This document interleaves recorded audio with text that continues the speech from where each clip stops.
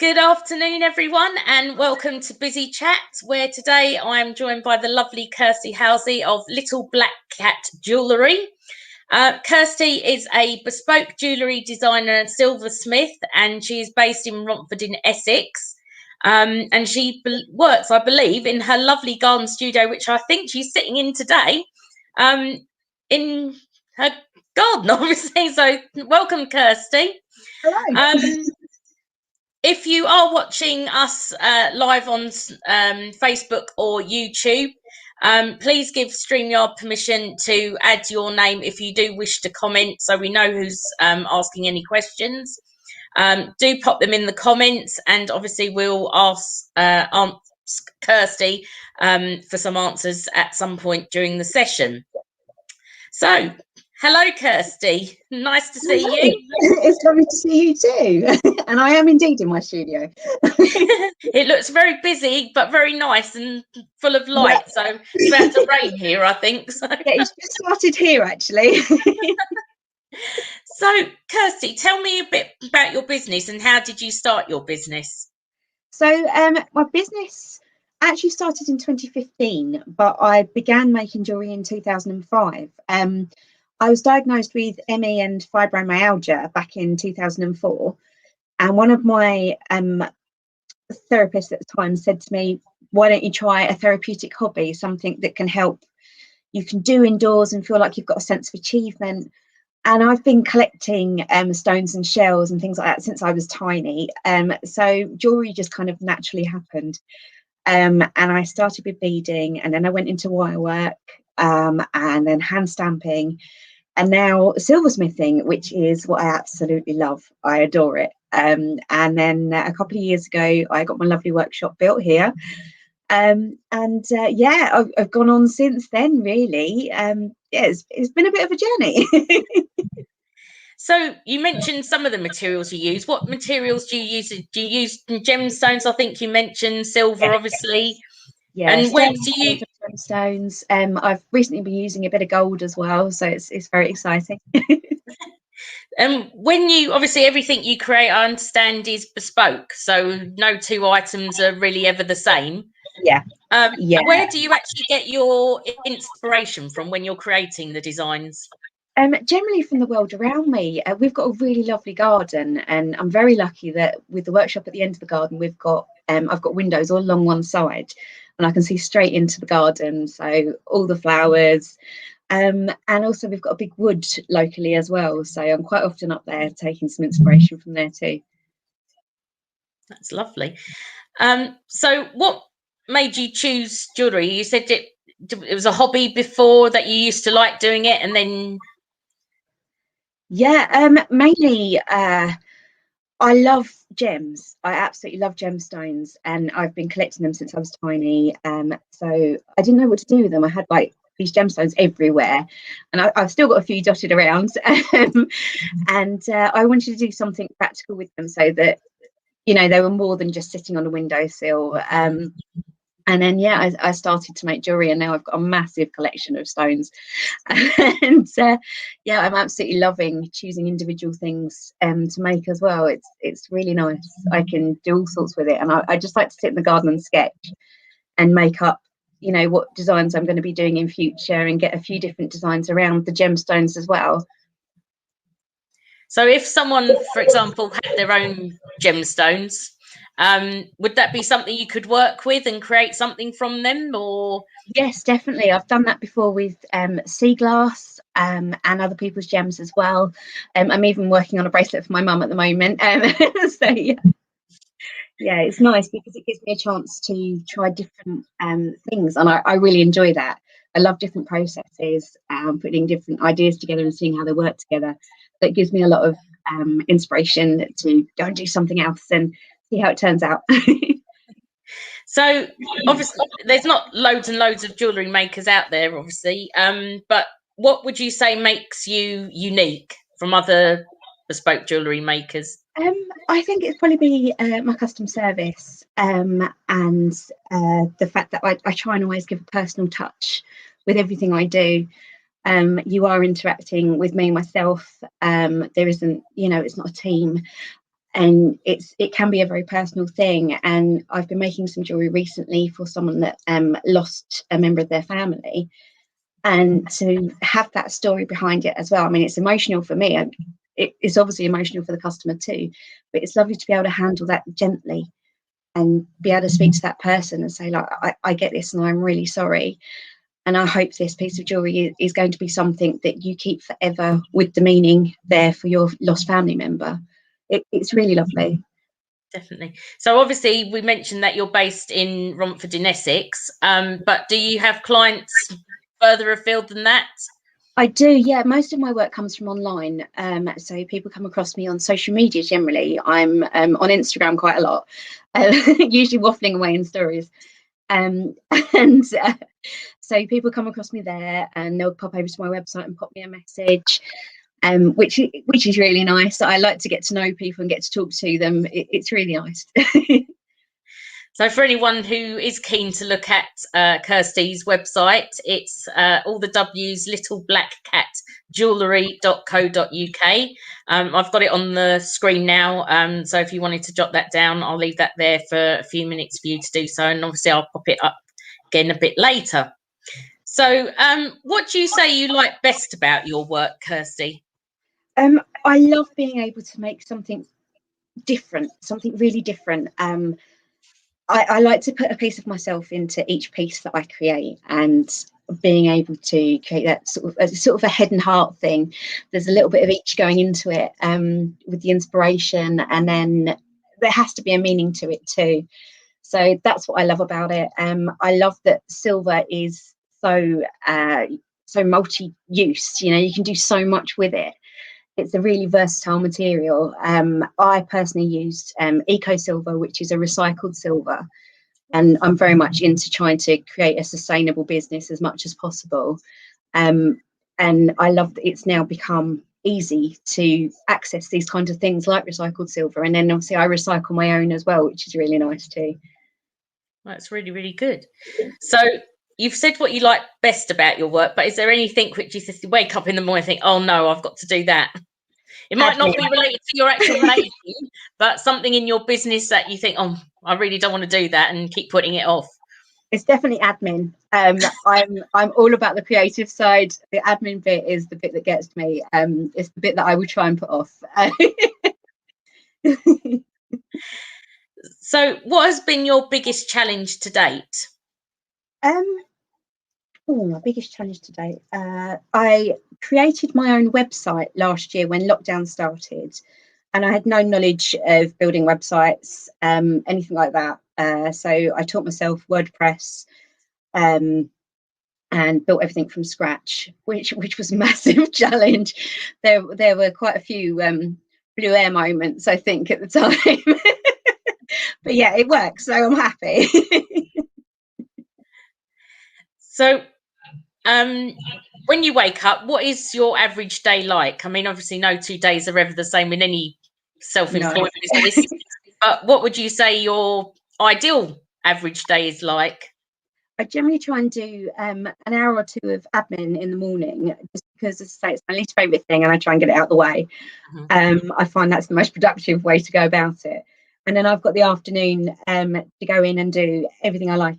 My favourite bits really down here in the workshop, and then I'll probably reply to messages and emails in the evening. So yeah, I sort of go that way about it. It's good to have some sort of pattern, like you said, getting something out of the way first, getting it over and done with, and it doesn't play on your mind, so you can actually release those creative juices and get on with what you are really passionate about. So exactly that. Otherwise, I find it's sort of it's in your mind all the time that you've got to do it, and you're like, oh, I don't want to. So where would you say most of your business comes from? You said Instagram, you've mentioned a couple of times. Obviously, you've got your new website.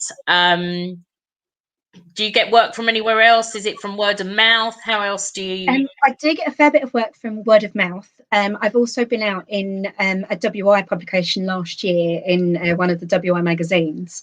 And I've had quite a few orders from there, actually, which has been lovely. And people just contacted me to say, like, I read your article and I really liked it, which was really nice. I love that interaction with my customers. It's great. So yeah, it is mainly online. I did used to do a lot of craft stalls, but my health wasn't up to it after a while. So yeah, I'm now trying to keep it as much online based as possible to make it easier for myself. And it's more enjoyable as well, I find.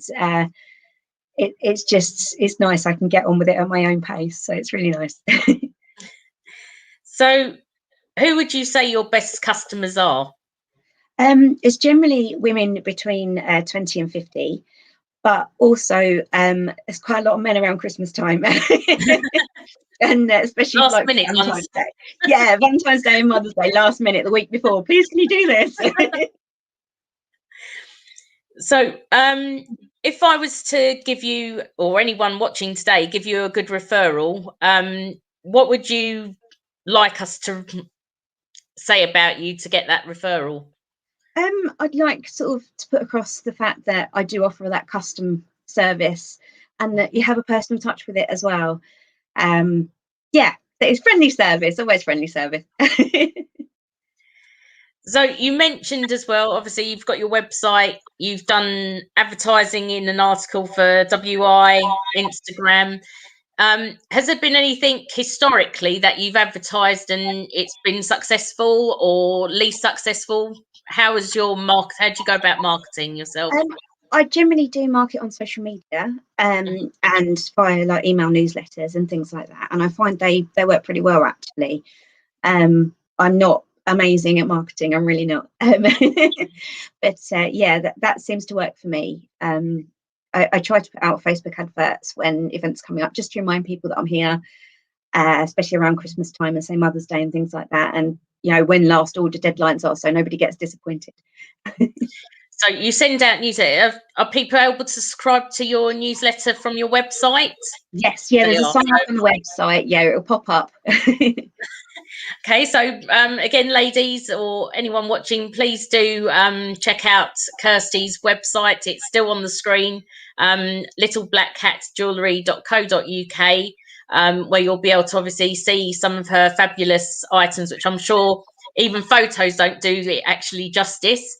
But you'll be able to see some of the products that Kirsty has there, and also subscribe to her newsletter for obviously regular updates. So looking forward to the future, Kirsty, how do you plan to grow your business? Wow. I don't really intend to get to the point where I need a team. I really would like to keep this based around myself. It's a personal business. And that way I feel I can put my heart and soul into it. I am planning to launch new collections soon. I've got one that's coming very soon, based around forget-me-nots. And yeah, I'll be going with launches throughout the year and all sorts of different bits I've got to add as well, which is really exciting. So if in your business you mentioned that you don't like doing admin, but is there anyone or anything you specifically would like help with that perhaps one of our viewers might be able to assist you with today? Well, not necessarily today, but going forward. I don't think so at the moment. And have you perhaps considered any collaboration or anything moving forward? So working with other businesses to, say, for example, because obviously you do jewellery, have you thought of working with people that are in the wedding industry, for example, or special occasions? So you can obviously work off of each other's customers. Yeah, it's definitely something I'd love to do. At the moment, I do have a collaboration in line with a fellow jeweller who makes resin art. And we're hoping to make a collection together of some pieces. But yeah, I would love to get involved with like the wedding industry and places like that. I do a lot of pearls, so I think that would be really nice for weddings. So. So if any ladies out there are listening and you are in the wedding industry or perhaps have contacts in the wedding industry, then please do drop Kirsty a message or an email, and obviously advise her on who she can talk to. So obviously we're all here together and want to network and get to know each other better and help each other in any way we possibly can. So that would be really helpful, I think, for Kirsty moving forwards. So thinking about going forward, if you could give one piece of advice to anyone starting a business, what would it be? I think I'd say that to do something you love is the most important thing if you can. Don't go into something, especially creative, if it's not something you love. Because I think it does show, it comes across, and it is harder to get that creativity going if it's not natural to you and it's not something you enjoy. So yeah, definitely do something you love. And what would be the one thing you'd like our viewers to take away today and remember you for? Oh, that's a tough one. I mean, I don't know if you've got any jewellery perhaps you can show us nearby, or I've got a couple of pieces, yeah. I've got some of my personalised bangles here, which are one of my best sellers. And I think, you know, personalised messages are really lovely pieces of jewellery, and I use traditional metalsmithing techniques. So it's all hand stamped, so it's quite quirky as well. And you can have any messages you like as long as it fits on the jewellery. So yeah, I've got a couple of bangles here which are due to go out shortly, and yeah, pieces like that. And also that actually, if you've got something that you're thinking of having made and you're not quite sure whether it's possible or not, just ask, because I love a challenge.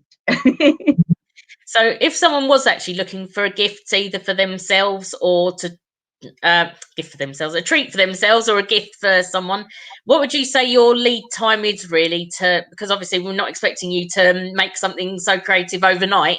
It does take a little bit of time to do. I usually say 10 working days. So yeah, it's 10 working days, and everything is made to order as well. So I go that way about it, and that way there's less waste as well. So. That's fabulous. So obviously, if anyone is interested in looking at some more pieces of Kirsty's jewellery, please do have a look on her website. So again, it's www.littleblackcatjewellery.co.uk. Is there anything else you would like to add, Kirsty, and tell those viewers watching us today? Oh, I'm not sure really. Throwing you on the spot now. Yeah. Oh, what would I like to add? I'm not sure there is, you know. Can they just find you on Facebook and Instagram by typing in Little Black Cat Jewellery? Perhaps, obviously, if they go onto those channels and give your page a like, they can follow you, ask you any questions from there that they feel. Definitely, and you'll get to see behind the scenes as well, because I'm quite often on Instagram and Facebook stories, polishing, making a racket. That'd be fabulous. Okay, well, thank you very much, Kirsty, for talking to us today. Thank you for having me. It was lovely to see you, and hopefully we'll see you one day at Biz'ee Women to Network. If you are watching us today on YouTube or Facebook, please do subscribe to our YouTube channel. If you are on Facebook, I'll add the link to our channel on YouTube in the comments so you can subscribe that way. We will have more Biz'ee Chat sessions from next week. I believe, try and get my timetable out. We have the lovely Vicky Marks joining us on Wednesday at 1 o'clock. But in the meantime, thank you very much again, Kirsty, for joining us. And anyone who is on the lookout for a unique gift or indeed a treat for themselves, please do contact Kirsty. She is in our Facebook group, or you can contact her directly via littleblackcatjewellery.co.uk. Thank you very much, ladies, and I'll see you next week.